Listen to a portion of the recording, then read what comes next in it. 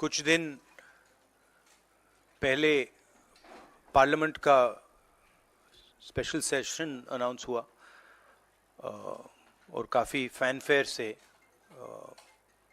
पुरानी parliament building से नई पार्लियामेंट बिल्डिंग में ट्रांजिशन हुआ। वो अच्छी बात है और मेन फोकस स्पेशल सेशन का, पहले तो मालूम नहीं था ये स्पेशल सेशन क्यों हो रहा है, स्पेक्यूलेशन काफ़ी हुआ और फिर पता लगा कि इसका मेन फोकस महिला आरक्षण है। उसके बाद महिला आरक्षण तो बड़ी अच्छी चीज है, उसके बाद ये दो क्लॉजेज, इसमें दो फुटनोट्स हमें मिले। एक की महिला आरक्षण करने से पहले, महिला आरक्षण देने से पहले हमें सेंसस करना पड़ेगा और दूसरा डिलिमिटेशन करना पड़ेगा, और इन दोनों चीजों को करने के लिए बहुत साल लगेंगे। सच्चाई यह है कि महिला आरक्षण को आज किया जा सकता है। 33% आज जो सीट्स हैं लोकसभा में, विधानसभा में, वो महिलाओं को दी जा सकती हैं। कोई कॉम्प्लिकेटेड मामला नहीं है, मगर सरकार वो नहीं करना चाहती है। सरकार ने ये देश के सामने रख दिया है, मगर रियलिटी ये है कि ये इंप्लीमेंट आज से 10 साल बाद होगा। ये भी नहीं मालूम कि होगा या नहीं होगा। तो एक प्रकार से ये डिस्ट्रैक्शन टैक्टिक है, डाइवर्जन टैक्टिक है। डाइवर्जन किस चीज से हो रहा है? डाइवर्जन ओबीसी सेंसस से हो रहा है।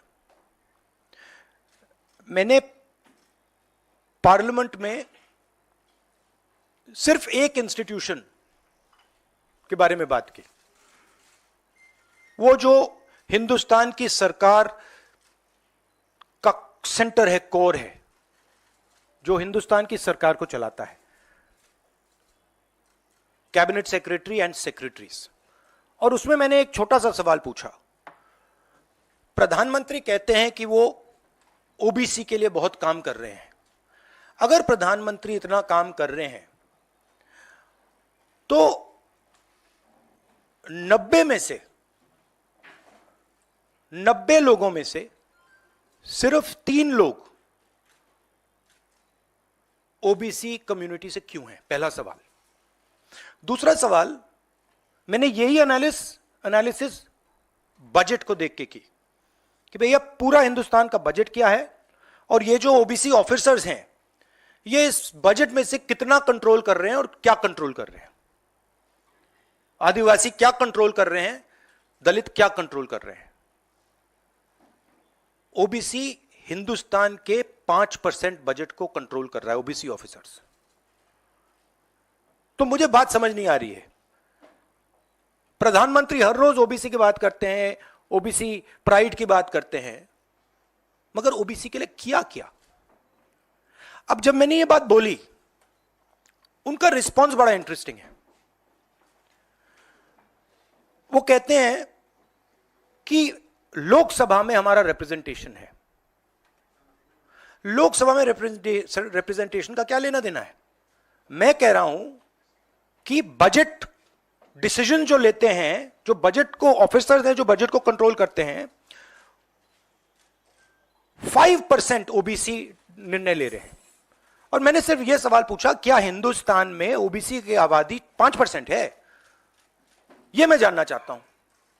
अगर 5% है तो फिर वो ठीक है, उसको मैं एक्सेप्ट करने के लिए तैयार हूं। मगर अगर वो 5% से ज्यादा है तो मुझे यह पता लगाना है, और एक बार मैं मन बना लेता हूं, मैं छोड़ता नहीं हूं, मुझे यह पता लगाना है ये ओबीसी हिंदुस्तान में कितने हैं, और जितने हैं उतनी भागीदारी इनको मिलनी चाहिए।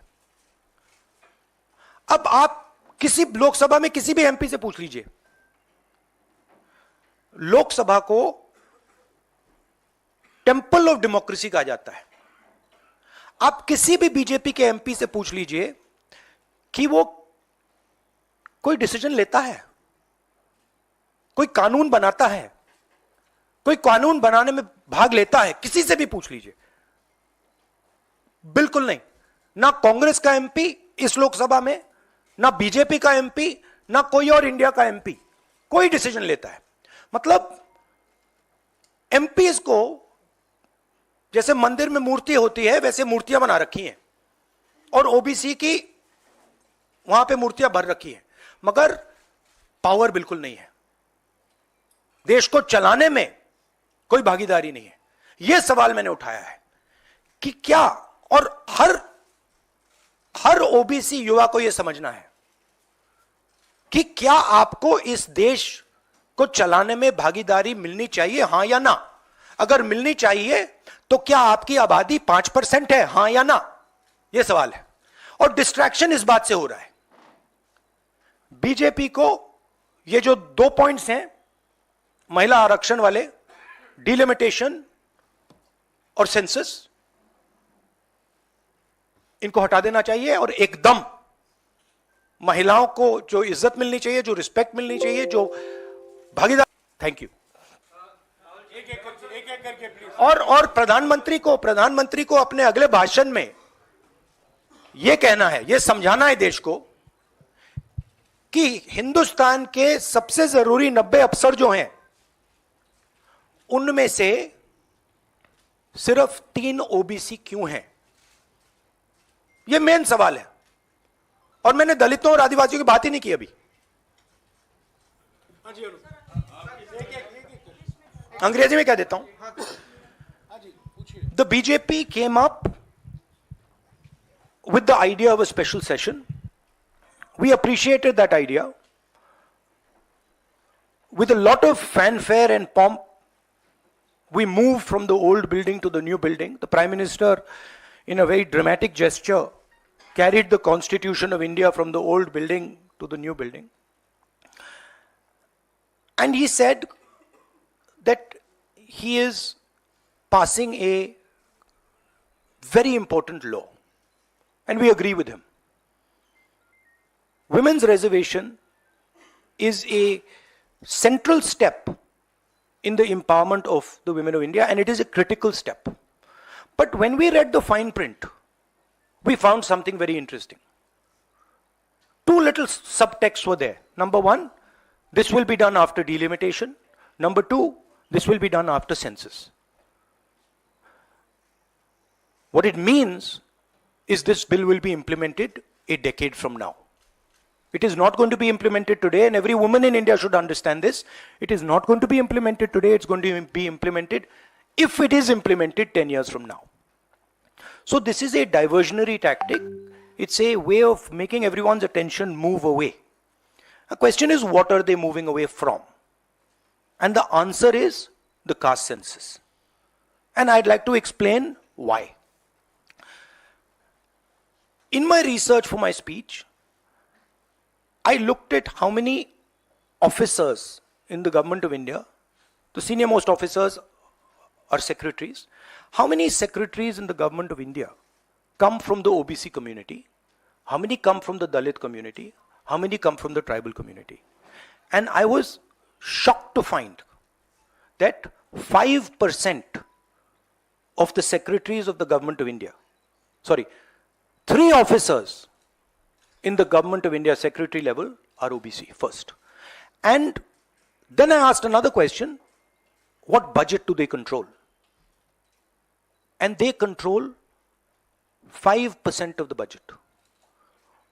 OBCs, Dalits, tribals, all put together control 6% of the budget. Tribals control 0.1 something of the budget. So this is a shocking finding. And I said this in Parliament. My point being that are the OBCs 5% of India? Is that the amount of participation we want of the OBC community? So the central question is, how many OBCs are there in India? How many different communities are there in India? If we want to distribute power to the people of India, we have to know this number. Otherwise, we are working without data. And so I placed this on the floor of the House and I said, look, please tell us how many OBCs. We have the data. I know, because the government of India has already done the census and all this data is available. Why is the Prime Minister not releasing this data? And second, what is this delay in this census? The caste census should be done now, and the last caste census data should be released at once. Now, what was the BJP's answer? Very interesting answer. That it doesn't matter how many OBCs are in the government of India. What matters is that we have MPs and MLAs who are OBC. No, that's not the point. Because you can ask any MP or any MLA how much they participate in lawmaking, how much they participate in how the money in India is spent, they will tell you there's no participation. So it is almost as if they keep placing these OBC MPs into the Vidhan Sabha from one side and taking away the real power of the OBCs from the other side. And as the Prime Minister keeps saying, he's an OBC leader, I want him to explain why only 3 OBCs are there in the government of India. And why the OBC community, which is the backbone of this country, is responsible for only 5% of the budget. They've not been able to answer this question. In fact, when I said it, I saw in their face the panic. Because this is the truth, this is what they're trying to distract India from. The fact that the large mass of Indian people do not have any power.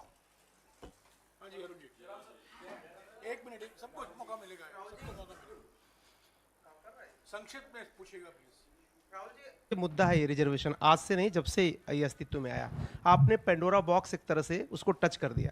आप कल ये बात कह चुके अपनी speech में कि भाई ये दो, सरकार तो नहीं दे रही, सरकार ने तो पास करा दिया बिल। अब सवाल उठता है आपका, क्या आप आगे चल के सरकार में भी, जैसे सेक्रेटरीज हैं, सरकार में भी और महिला आरक्षण में भी ओबीसीज के लिए अलग से व्यवस्था करने वाले? देखिए, सिंपल बात, स्टेप बाय स्टेप करना है। आपको चोट लगती है तो एक्सरे होती है, पता लगाना पड़ता है कि स्ट्रक्चर में कमजोरी कहां है, हड्डी कहां टूटी। मैं सिर्फ एक बात कह रहा हूं, पहला कदम एक्सरे है कि हमें पहले कास्ट सेंसस के माध्यम से हिंदुस्तान का एक्सरे करना है कि भैया हैं कितने लोग, ओबीसी कितने हैं, अलग अलग कम्युनिटीज कितनी हैं, ट्राइबल्स कितने, ये पहले टेबल पे तो रखो। डिसीजन लेने से पहले अगर हम अपने सामने डेटा ही नहीं रखेंगे तो डिसीजन कैसे लेंगे? वो तो आपने बात की बात की, मगर पहले हमारे सामने डेटा रखो। डेटा रखोगे मैं आपका जवाब दे दूंगा, आज तो डेटा ही नहीं है। दूसरी बात, मैंने अपने भाषण में कहा कि आजादी की जो मूवमेंट थी वो एक शुरुआत थी। Distribution of power, transfer of power to the people of India, Hindustan के लोगों को पावर ट्रांसफर करने का पहला बड़ा कदम था। उसके बाद हमने और कदम लिए हैं। कास्ट सेंसस से जो डेटा निकलेगा वो हिंदुस्तान की जनता को और पावर ट्रांसफर करने का तरीका है। मैं कह रहा हूं कि हिंदुस्तान के जो ओबीसीज हैं, दलित्स हैं, ट्राइबल्स हैं, बाकी लोग हैं, महिलाएं हैं, उनको हमने ट्रांसफर ऑफ पावर करना है। उनके लिए हमें पावर ट्रांसफर करना है, उनके हाथों में पावर डालनी है। फाउंडेशन वो है, और कास्ट सेंसस की जरूरत है, क्योंकि उसको समझे बिना हम ये कर ही नहीं सकते। हाँ, एक मिनट प्लीज, अरे रमन जी रुक जाओ प्लीज। हाँ, देखो, हमारे समय जितने भी थे सही रिप्रेजेंटेशन होना चाहिए। हमारे समय कम था, वो भी खराब है। इनके समय कम था, कम है, ये भी खराब है। हम चेंज चाहते हैं, ठीक है।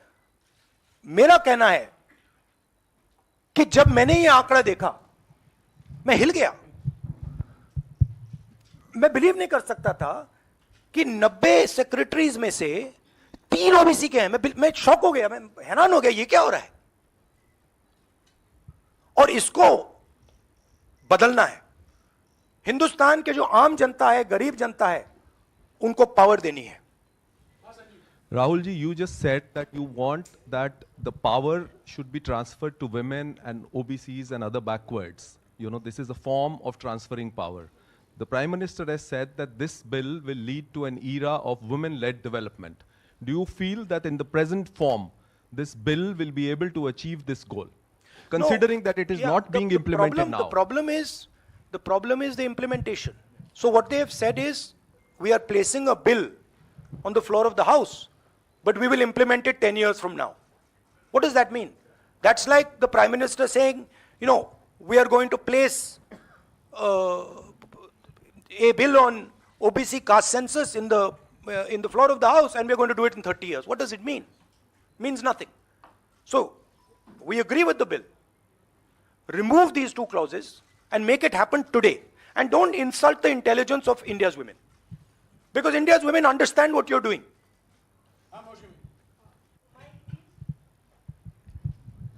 राहुल, क्योंकि स्पेशल सेशन की बात हो रही है, बहुत शॉकिंग एक वीडियो जो वायरल हो रहा है, उसमें रमेश बिदूरी साहब फ्लोर ऑफ द हाउस में एक स्पीच दे रहे हैं, जिसमें वो दानिश अली साहब को ऑन रिकॉर्ड, मतलब माइक पे आतंकवादी कहते हैं, मुल्ला कहते हैं और कई शब्दों का इस्तेमाल करते हैं जिनका हम प्रयोग नहीं कर सकते.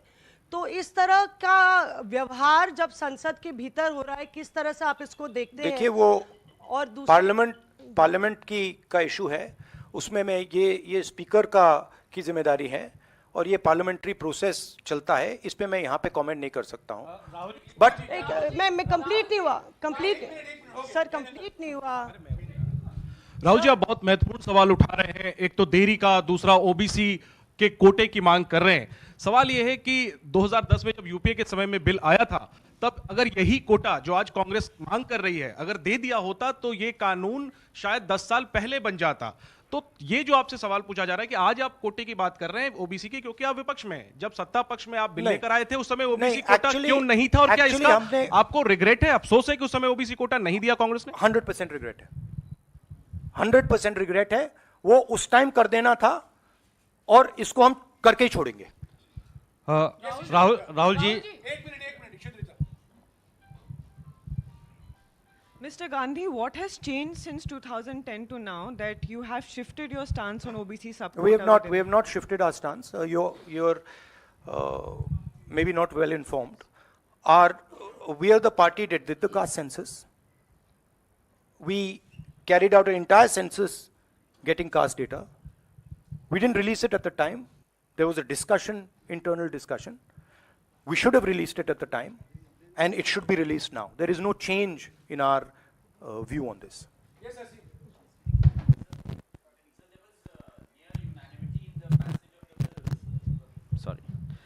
So there was near unanimity in the passage of the bills. Do you think that a wider consultation process should have been followed before bringing the bill in the special session? We are okay with the bill.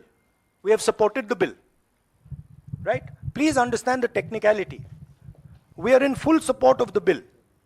We don't agree with the two little footnotes that have been put in the bill that basically mean that the bill is going to be implemented 10 years from today. We support the bill. Everybody, there's nobody in the house who didn't support the bill.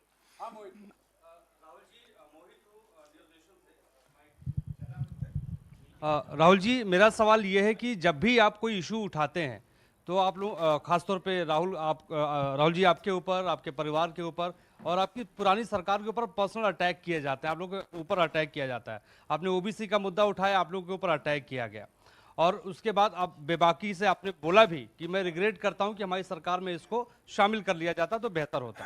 आखिर सरकार की क्या मंशा है? 6 महीने के बाद लोकसभा चुनाव है, 5 राज्यों में विधानसभा चुनाव है. सरकार की क्या मंशा है कि ऐसे वक्त में बिल लाया गया, पास करा लिया गया, डिलिमिटेशन और परसिमन की कोई बात नहीं हुई? नहीं, मुझे, जैसे मैंने कहा, मुझे लगता है कि ये एक डिस्ट्रैक्शन टैक्टिक है और 2 मुद्दों से बीजेपी घबराती है, डिस्ट्रैक्ट कराना चाहती है और ये रिलेटेड हैं. एक है अदानी जी, जो देश का पूरा धन अपने हाथों में कॉन्सेंट्रेट कर रहे हैं, और दूसरा कास्ट सेंसस. तो ये रिलेटेड चीजें हैं और इन दोनों बटन को जब मैं दबाता हूं जैसे यूं दबाता हूं, बीजेपी एकदम जंप करती है। तो क्यों करती है? क्योंकि वो जो ओबीसी कम्युनिटी है, सचमुच में उनको पावर नहीं देना चाहती है, और वो पावर अदानी जीत के हाथ में कंसंट्रेट करना चाहती है। राहुल जी, आपसे सवाल ये है, क्योंकि जब आपने लोकसभा में भाषण दिया, आपने 90 में से 3 सेक्रेटरी और ओबीसी के जो ओबीसी कम्युनिटी है उसके हालात के बारे में बात करी। अगर 2024 में इंडिया ब्लॉक जो आपका बना है वो पावर में आता है, तो क्या इन चीज़ों को आप जल्द से जल्द इम्प्लीमेंट करेंगे? क्योंकि बीजेपी साफ तौर पर कह रही है कि आपके भाषण के बाद से साफ लग रहा है कि ओबीसी कार्ड इंडिया ब्लॉक या कांग्रेस पार्टी खेल रही है। तो आप अगर पावर में आते हैं तो आप क्या सबसे पहले ये देखिए, ये वो कार्ड की बात करते हैं, कार्ड के बारे में सोचते हैं। मैं कार्ड के बारे में नहीं सोचता हूं। मैं जो हिंदुस्तान की जनता है उनको एम्पावर करना चाहता हूं, और अगर मुझे दिखे कि ओबीसी कम्युनिटी जो है, जो बहुत बड़ी कम्युनिटी है, किसी को नहीं मालूम कितने लोग हैं, बट लोग कहते हैं 50% तक हो सकते हैं। जब मुझे दिखता है कि एक कम्युनिटी है जिसमें हिंदुस्तान की 50% आबादी है, और गवर्नमेंट ऑफ इंडिया के सेक्रेटरीज में 3 लोग हैं, 90 में से 3, और वो 5% बजट को कंट्रोल करते हैं, तो मुझे गुस्सा आता है, इरिटेशन होती है। इस देश में हो क्या रहा है? एक तरफ हम अदानी जी को देश के पूरे इंस्टीट्यूशंस पकड़ा रहे हैं, नरेंद्र मोदी जी, और दूसरी तरफ जो हिंदुस्तान की रीढ़ की हड्डी है, जो हिंदुस्तान को चलाते हैं, उनको हम हिंदुस्तान को चलाने में, सरकार को चलाने में कोई जगह नहीं देते हैं, दबा के निकाल देते हैं। तो इससे मुझे इरिटेशन हो रही है। और जैसे ही हमारी सरकार आएगी, हमने वहां पे कर्नाटक में कहा था कि जिस दिन आएगी उस दिन हमारी 5 गारंटीज लागू हो जाएंगी। यहां भी मैं कह रहा हूं, हमारी सरकार आएगी, कास्ट सेंसस होगा, और देश को पता लगेगा कि हमारे ओबीसी भाई कितने हैं, दलित भाई कितने हैं, और उनको देश को चलाने में भागीदारी मिलेगी। यह मैं आपको कह रहा हूं। यह छोटी प्रोसेस नहीं होगी, एक दिन में नहीं होगा, मगर नियत समझिए।